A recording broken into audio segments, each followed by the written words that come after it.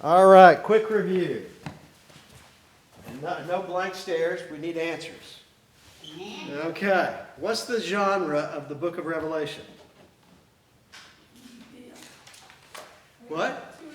To reveal, very good. Yes. Second coming. Any other Second coming, I mean. wrong? He's right, you're wrong. Any others? Any? No. Yeah, when we say genre, what does genre mean? Style. Yeah, the type of literature that it is. Psalms would be a different kind of genre, wouldn't it? Yeah. But the book of Revelation, its genre is apocalyptic. And apocalypse is the Greek word that means to reveal. Hence, that's how we get the word, the title, the book of Revelation. If in doubt, the next time I ask you what's the genre, read the title to me. It's Revelation. Yes, it is. That is the genre. It is to reveal something. Now, most people think that apocalyptic means to study the end of the world, to study Christ's second coming, the end of time, and all that. That's not what it means. It means to reveal. It can reveal lots of things. Now, it does contain some things about the end of time. But you'll totally get confused and go off in wrong directions if you think everything in Revelation is about the end of the world, about Christ's second coming. Okay, chapters 1 through 3, we had the introductions. Chapter 1 was the basic introduction. Chapters 2 and 3 were the introductions of the letters to the 7 churches. What did that first chapter say the purpose of this book was about? Who was it to? Do you remember? What did it say in chapter 1? To the churches, to the angels of the churches. To the angels of the churches. So it's a book that was written like a letter specifically to specific groups. To these 7 churches. Why do I bring that up again? Because it's important to remember. It's not written so that we, 2,000 years later, might have secret knowledge about the things that are about to happen. We are not supposed to get any more out of it than the 7 churches that it was written to. So it's important. It's written for a reason. Now, the reason is that during that time, which is the end of the first century, it was written around 95 or 96 AD, the persecutions had already begun.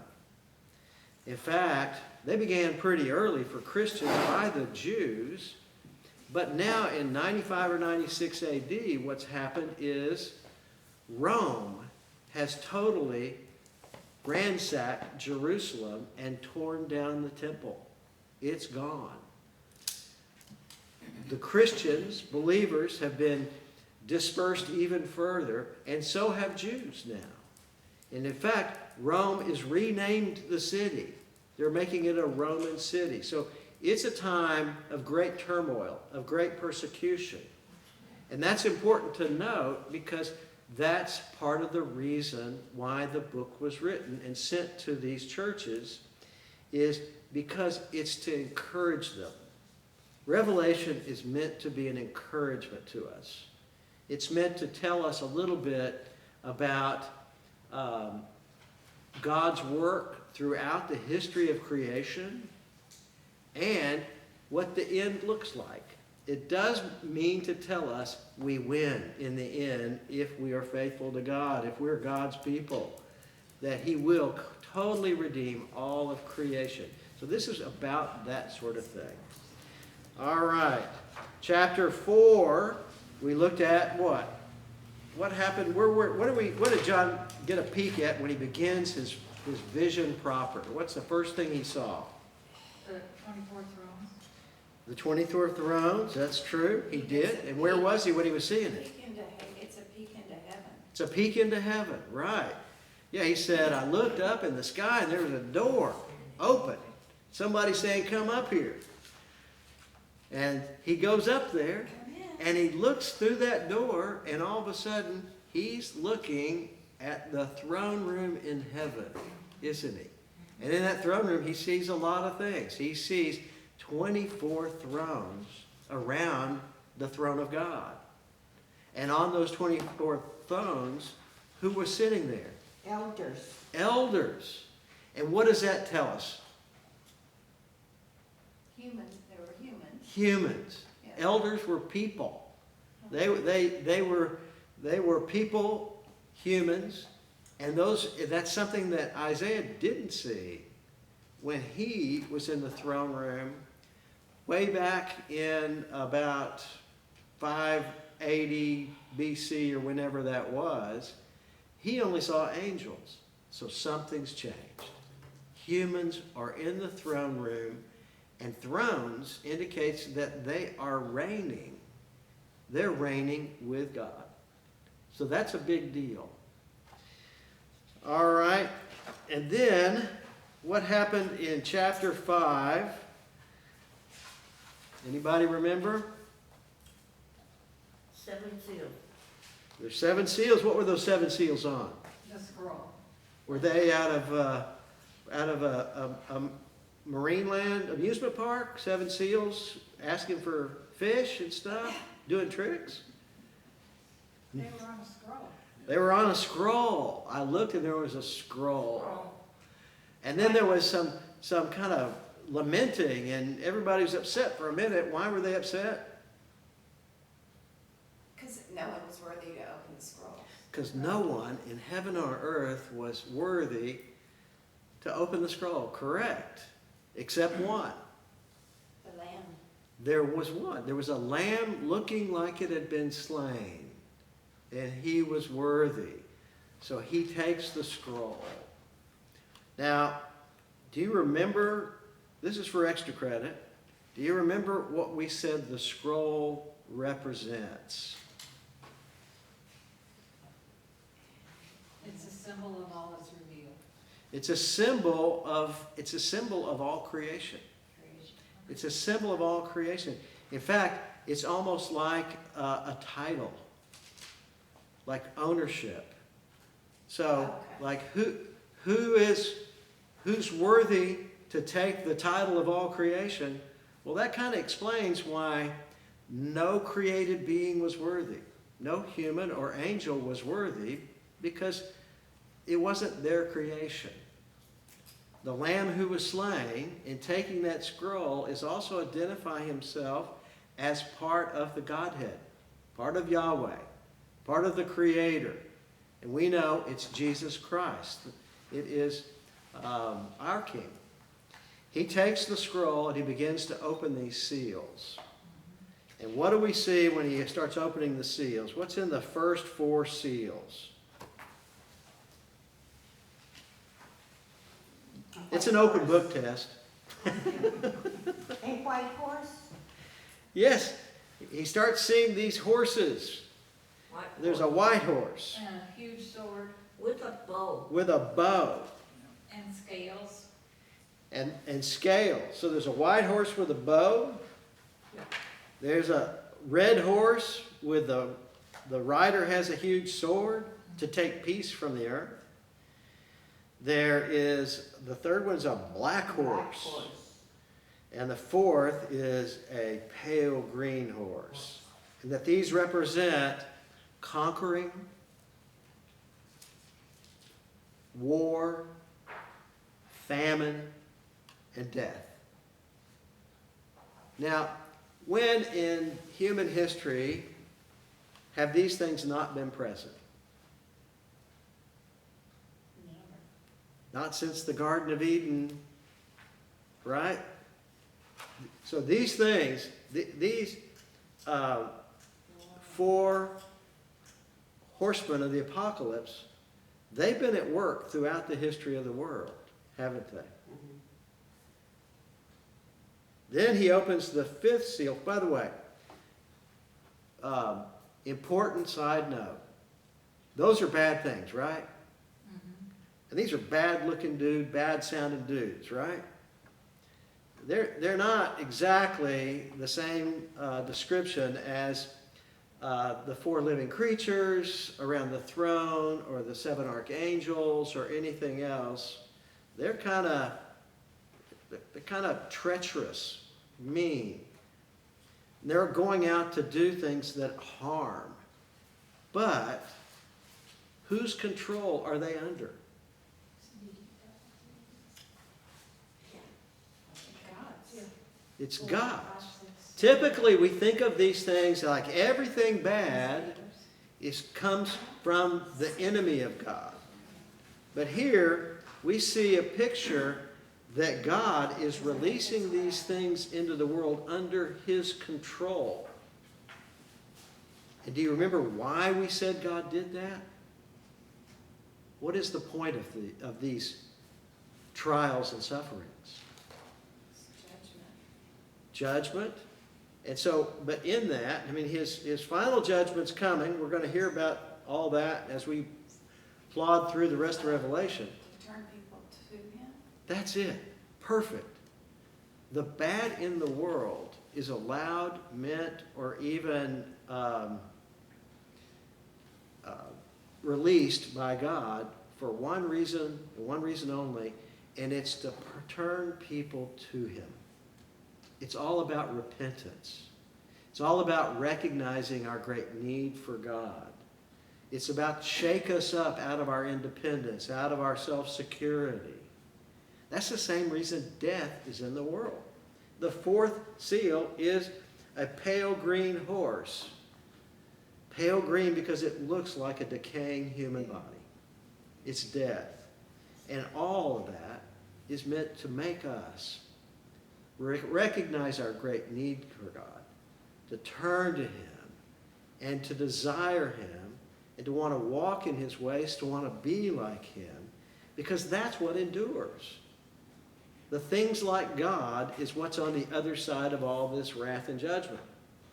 The things that God thinks is, not just things, the way that God created creation to be.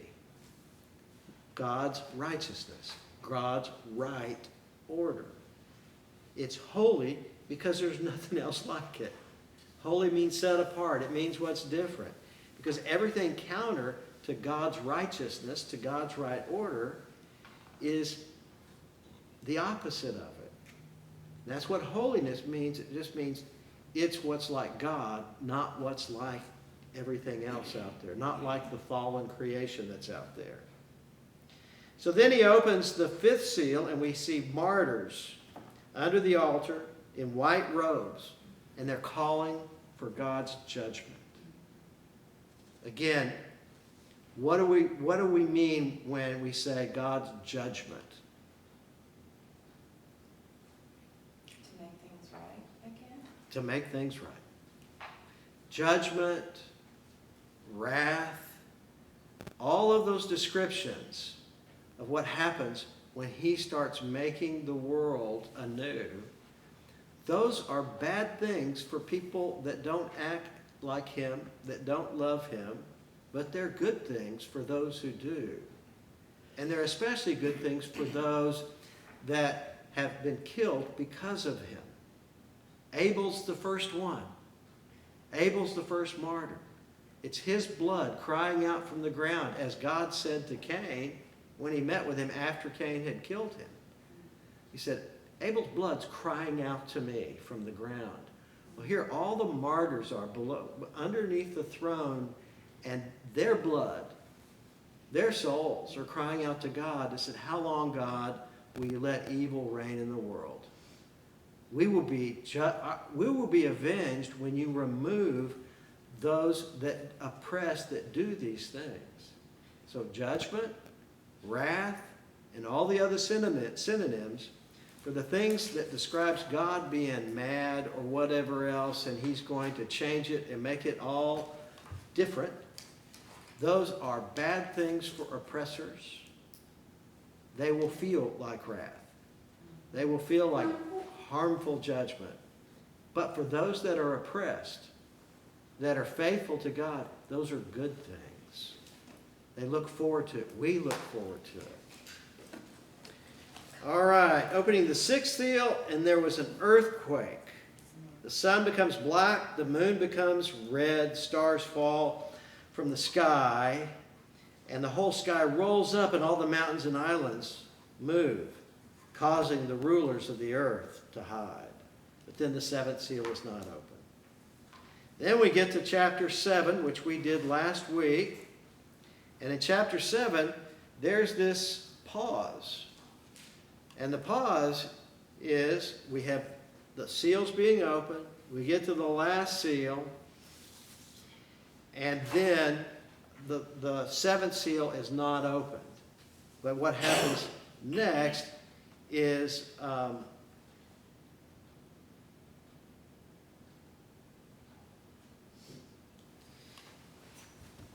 it says, chapter 7, verse 1, after this I saw 4 angels standing at the 4 corners of the earth, holding back the 4 winds of the earth, so no wind could blow on the earth. That is a description of holding back the final judgment, holding back all of these things that are being brought to turn the world towards God, and then are happening to the world to transform it, to cleanse it into the new creation. And the reason why these 4 winds, the 4 corners of the earth, by the way, does this tell us that the flat earth guys were right? The 4 corners of the earth? Yeah. Anyway, we know this is a metaphor, this is allegory, right? But they're holding it back, and then it says, don't let all this damage happen to the earth, the seas, or the trees until we have put the seals on the foreheads of the servants of God. So, what this is telling us is that the final judgment, when it all takes place, let's hold it back until all of those who will be God's are sealed by God. And then it goes through telling us this description of those to be sealed, of the 144,000 from all the tribes of Israel. Now, do you remember, did we say the 144,000 was a literal number? No. It just means that it's a lot of people. It means it's a lot of people. Jehovah's Witnesses think. Right, they think it's. Jehovah's Witnesses think.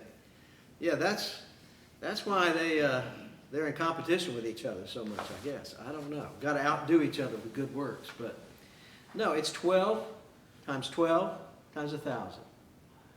12 represents a complete number, like 7 does, of God. There were 12 patriarchs. There were 12 apostles. Here we have 12 times 12 times 1,000. And the idea of 1,000 was it's a very large number. In this world, they use thousands or thousands of thousands the way we use millions, or we used to when we were growing up. And now we use billions or gazillions. It's meant to be a very large number that can't be counted. So this is a large number. It says all the tribes of the people of Israel. And then he lists each of these 12 tribes. But Reuben, the oldest, is not listed first.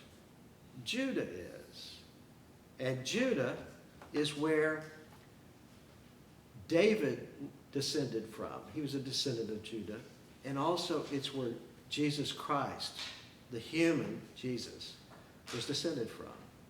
So Judah now has primacy because the Messiah has come. And the Messiah came from the tribe of Judah. And then we go through and we see all of these other brothers of Judah that were sons of Jacob mentioned. But we see something interesting in that we don't see the tribe of Dan. We talked about how Dan himself we don't know a lot about. He didn't seem to be a bad guy, but his descendants were bad. And in his descendants, we have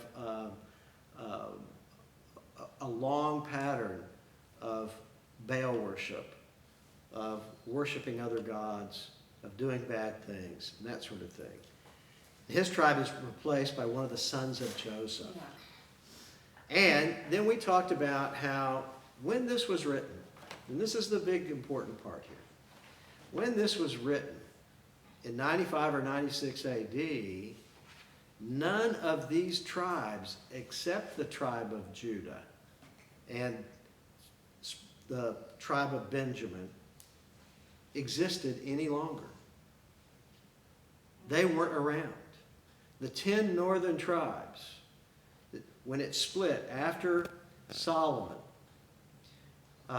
into two kingdoms, a northern kingdom and a southern kingdom. You remember hearing about that, don't you? Yeah. There's the northern 10 tribes. Their center of their worship is in Samaria. And then you've got those that are in Jerusalem, Judah.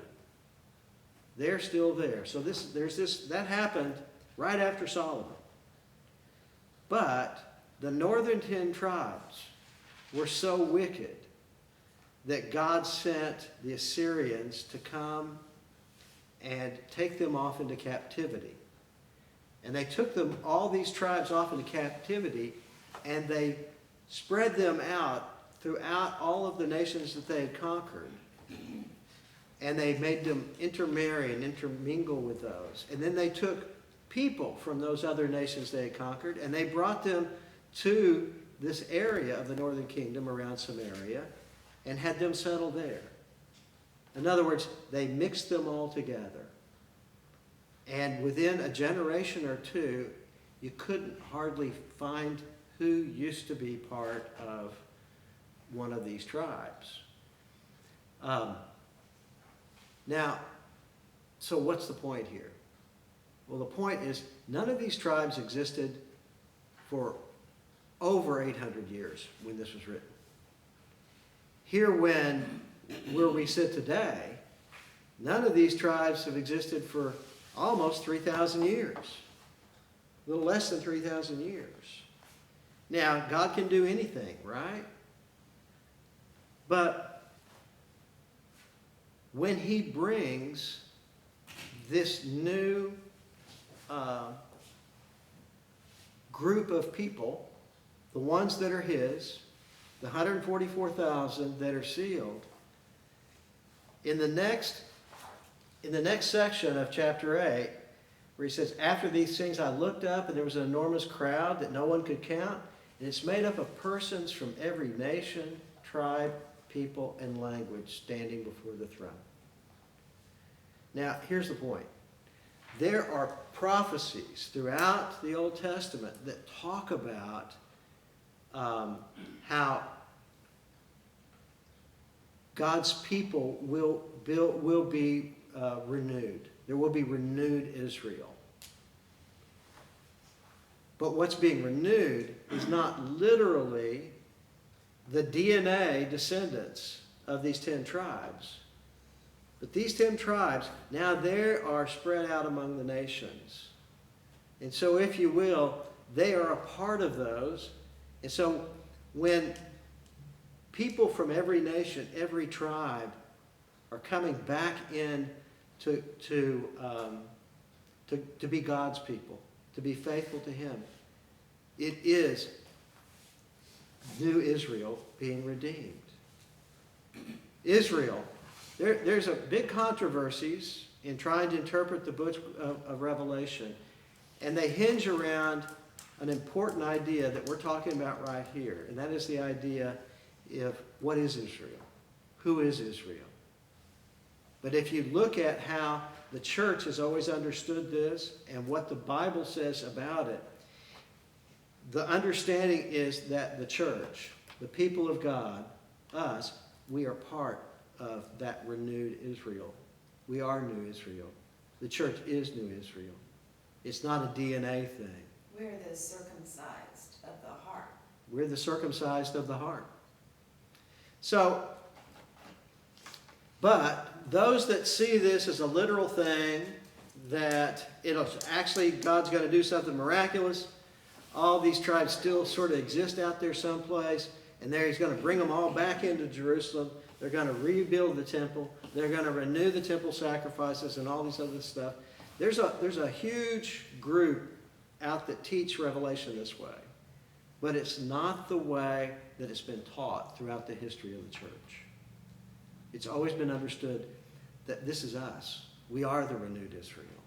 And that there's not a division. There's not 144,000 that were the tribes of Israel. And then, without explaining anything, in the next paragraph it says, and I saw an enormous crowd that no one could count, made up of persons of every nation, tribe, people, and language standing before the throne. Those are not disconnected. So that's our assurance. He's talking about us. We're part of that group He sees.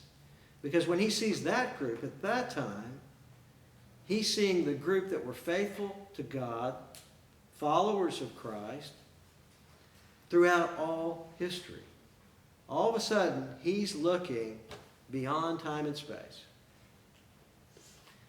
So, then we hear about the praise that's going on between the angels, the living creatures, and these elders. And the new song, Amen, praise and glory, wisdom and power, and thanksgiving and honor and strength be to our God forever and ever. And then it ends, the song ends with, these ones that have come out of the great tribulation, they will never go hungry or thirsty again. The sun will not beat down on them, nor any burning heat. And God will wipe away every tear from their eyes. And again, there are many that believe the Great Tribulation is a brief period of time just before Christ's second coming. But the church fathers throughout history have understood this to be, we're living in it. It's been going on. It's not a future event. All right, so here we are in verse 8. Starts with, now the Lamb opened the seventh seal, and there was silence in heaven for about a half an hour. What chapter are we in? Chapter 8. Okay. So that would be the second page of that last handout. Okay? So after opening the seventh seal, there's silence in heaven for about a half hour. Now, I don't know how he knew there was a half hour or so, but, you know, I don't think, he didn't have a watch. There wasn't a sundial there, you know. So I think this, too, we got to take as, it's a metaphor to say there was an uncomfortable silence or pause, or there was a profound silence or pause. Then I saw the seven angels who stand before God, and seven trumpets given to them. Who do we say the seven angels are? We saw them talked about in chapter 1 and in other places here. Who are the seven angels standing before the throne? Would be the seven angels of the church.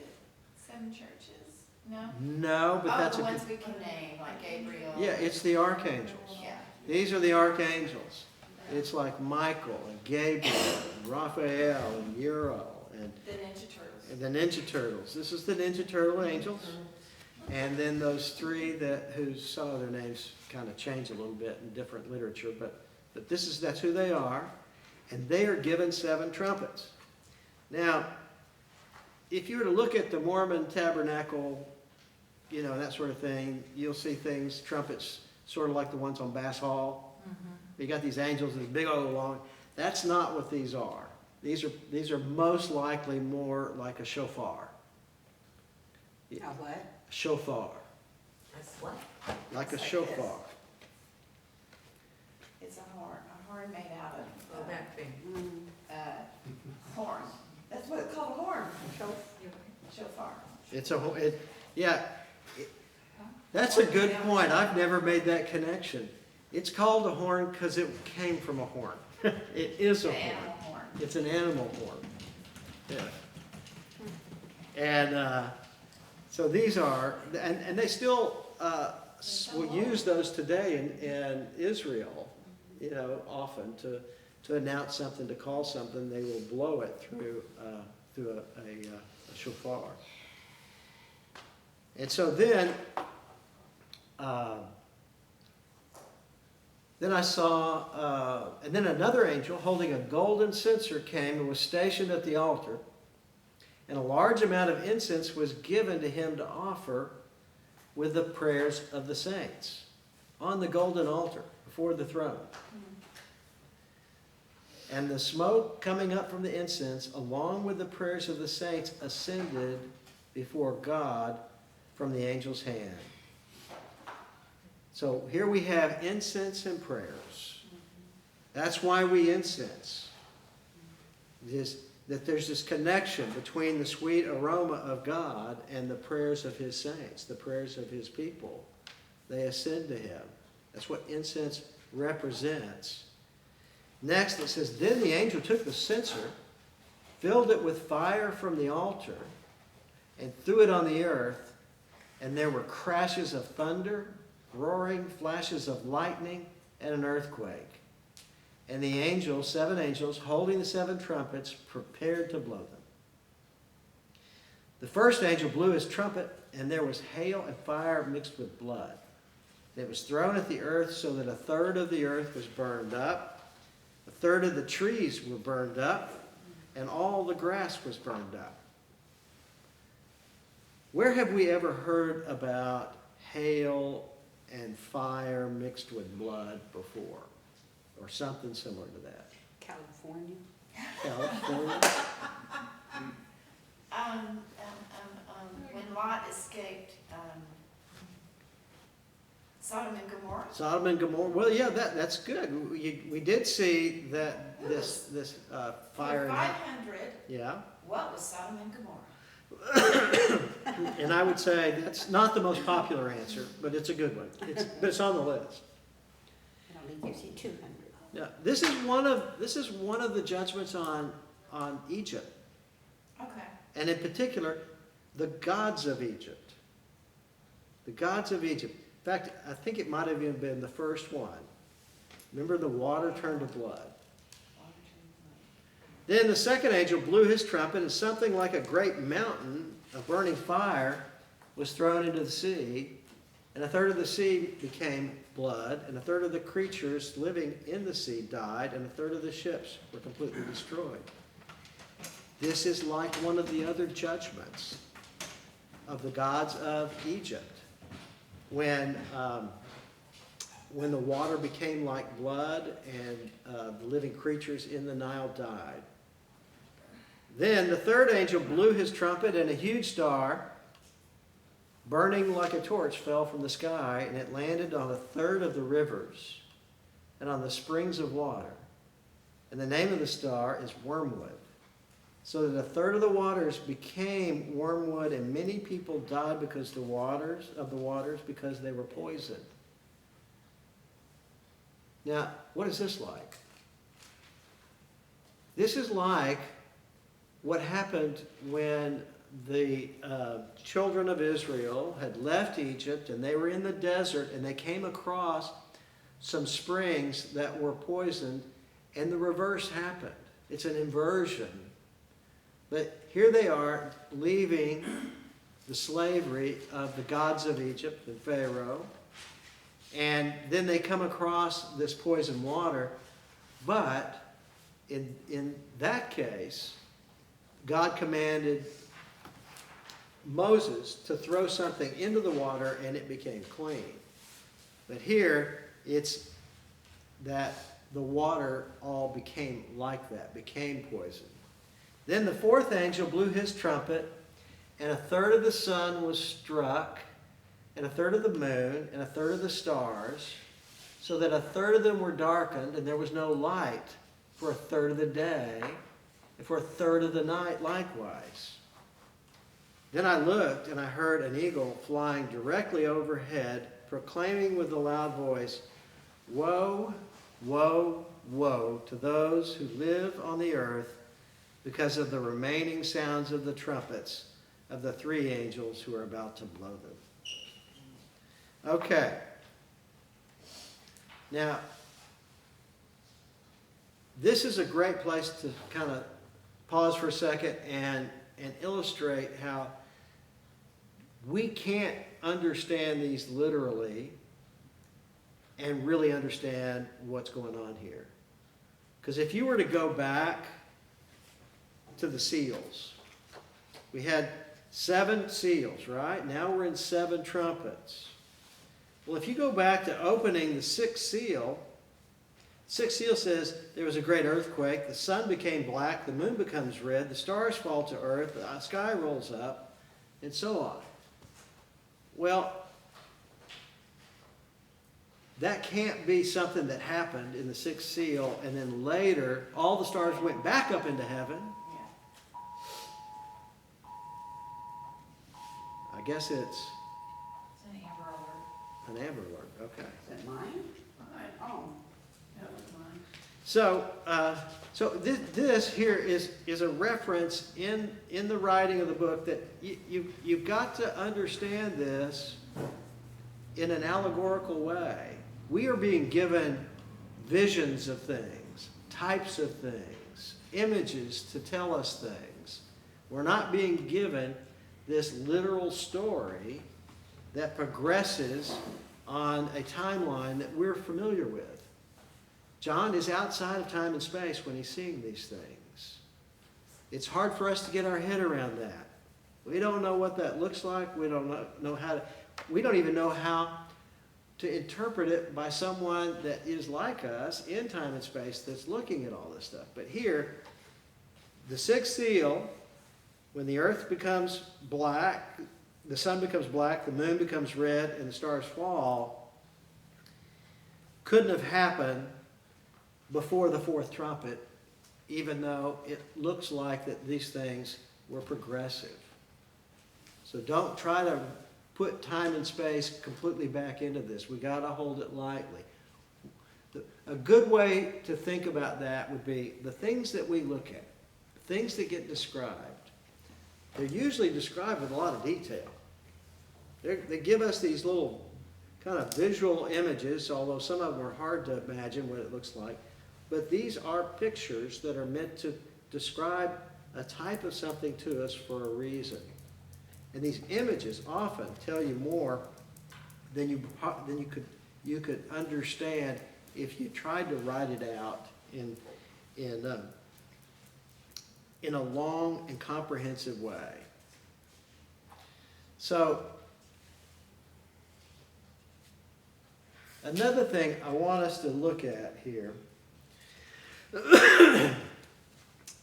is when these trumpets, these first 4 trumpets sound,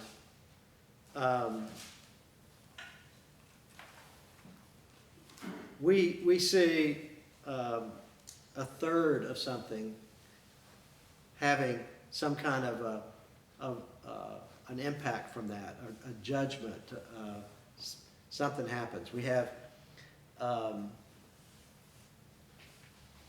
a third of the earth was burned up. The first angel blew his trumpet, and a third of the earth was burned up.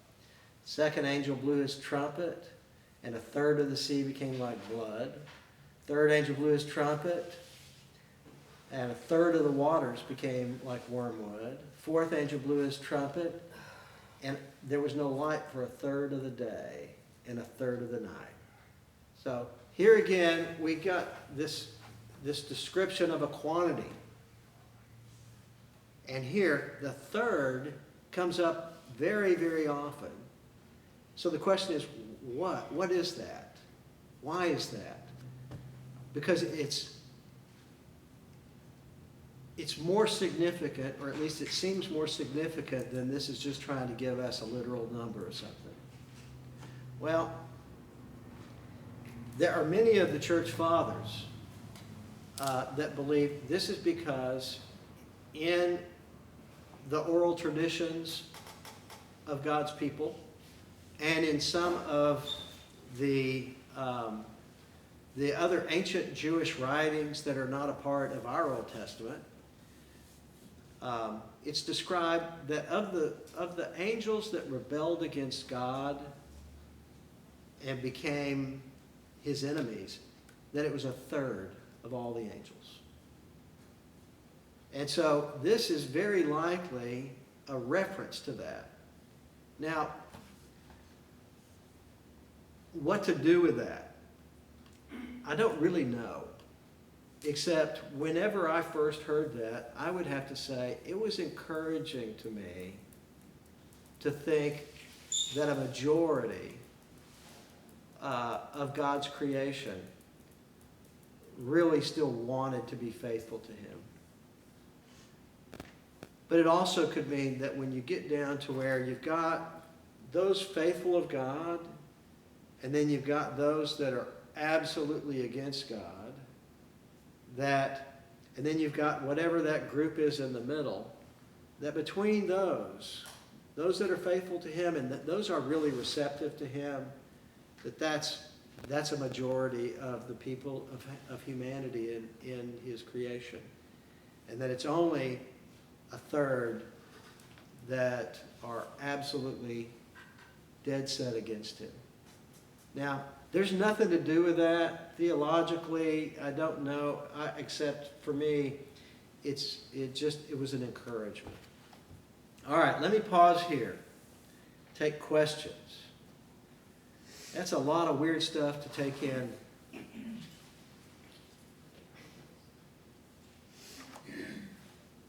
So when did people start teaching that, and it's popular today, that all this is literal, that there's literally 144,000 Jews who will be saved? We're not, the church is not Israel.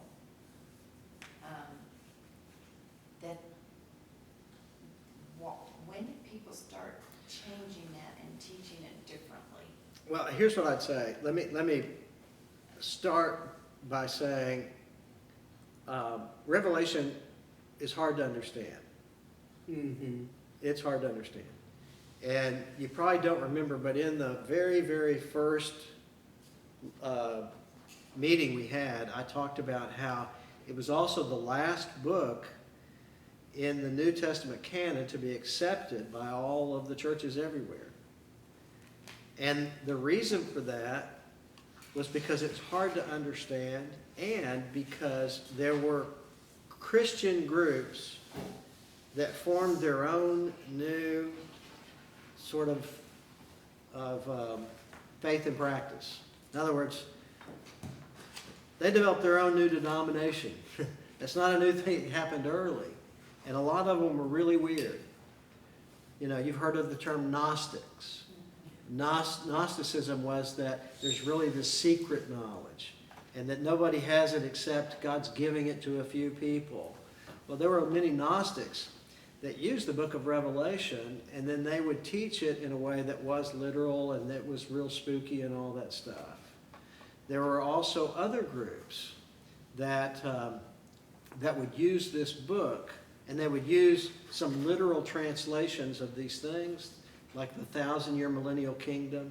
There was a group that taught that there really would be a 1,000-year millennial kingdom, and when it comes, it will be a paradise on earth where you could stomp on one grape and make 100 barrels of wine and that sort of thing.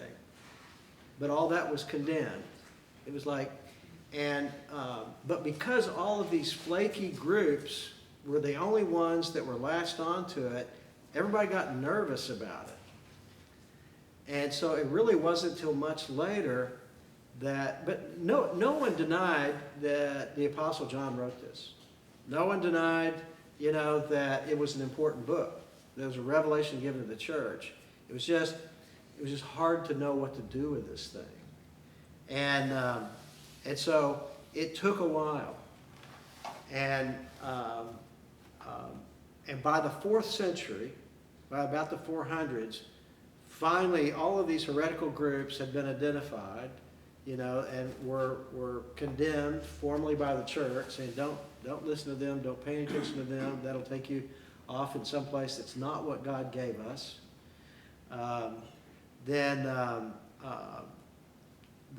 That's when it began to be accepted everywhere.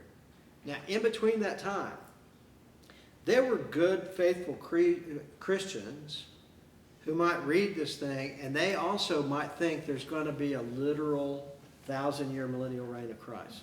There are some church fathers that seem to may have thought that, although it's not really clear who they are or whether they really believe that or not. But the point is that there was a time when private interpretation of something like that wasn't a terrible thing. You know, what was taught was the Nicene Creed is our dogma. It's non-negotiable. There were other things in Scripture that it was okay to have a private interpretation of them. Now, over time, when groups got a hold of those and used them badly, then sometimes the church had to finally kind of make a stand on it and said, no, you can't. We've got to go ahead and formalize this in the different ecumenical councils. Didn't change anything, but it became more defined, especially as it related to the Holy Trinity and as it related to Christ and who he really was, fully divine and fully human. So all that, I mean, that has some latitude for receiving it, but it kept getting more and more narrow. But it's really only with a guy named Darby in the 1800s where we were handed down this kind of elaborate dispensational view of God's working throughout history. And the short version of that would be that throughout history, God gave different dispensations to different people or different groups in different parts of time, and that's how they got saved, was being faithful to that. Just define dispensation. Dispensation might be where Noah was given a dispensation that says, you know, I'll never judge the earth this way again. Here's what you are to do to be faithful, and so on. But he wasn't given the Torah. And so as long as Noah just did what God had said to him, then he's saved. Same way with Abraham. Abraham wasn't given the Torah, but he was given circumcision.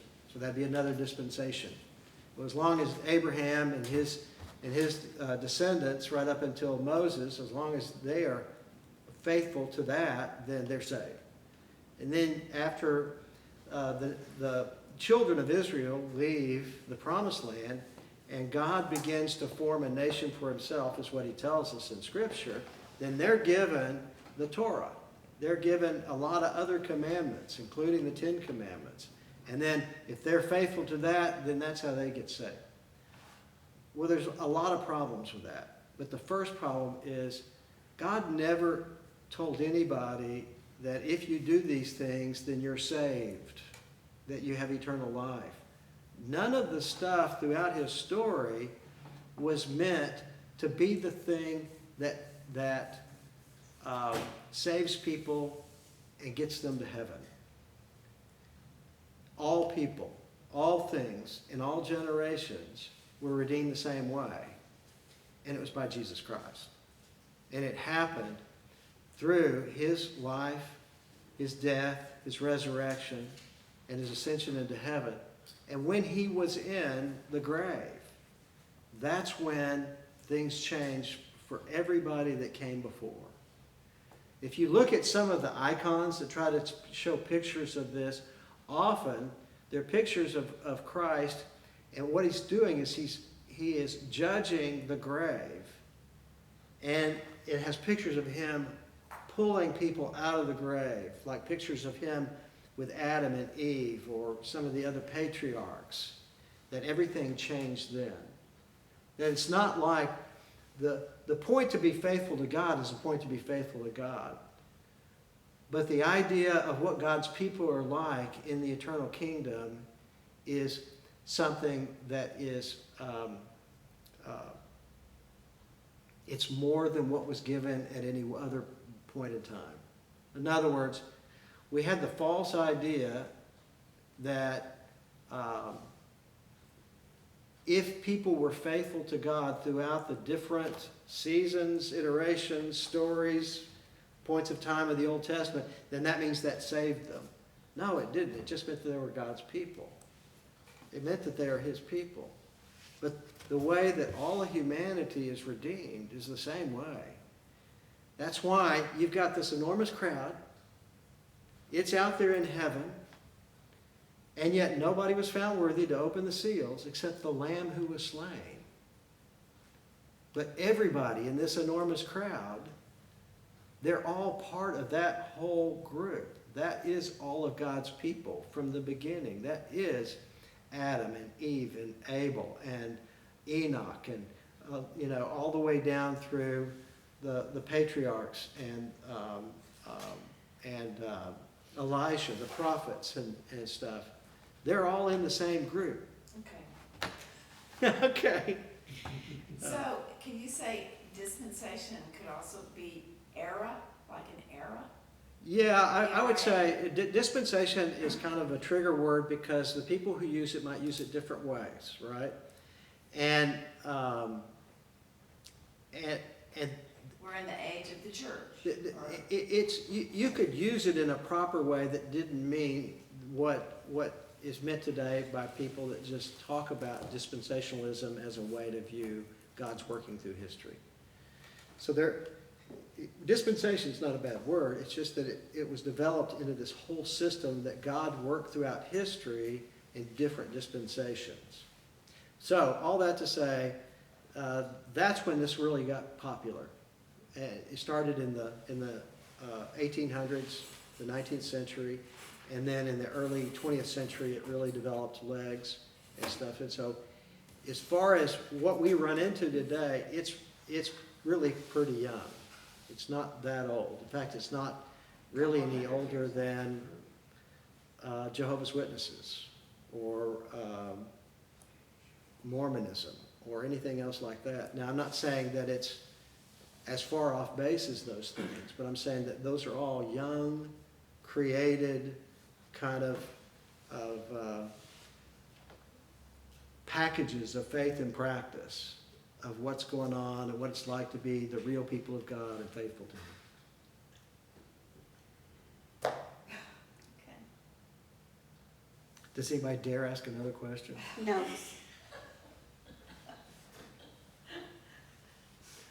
Please ask another question. No. It's time to go eat. Okay. All right, we're going to take a break then with this, and then we're going to pick it up in January. And what I'd love to do is to hear from you, what day of the week works best for you? Is this a good time or not? Because some of the people that like to go to choir practice on Wednesday nights, thank you.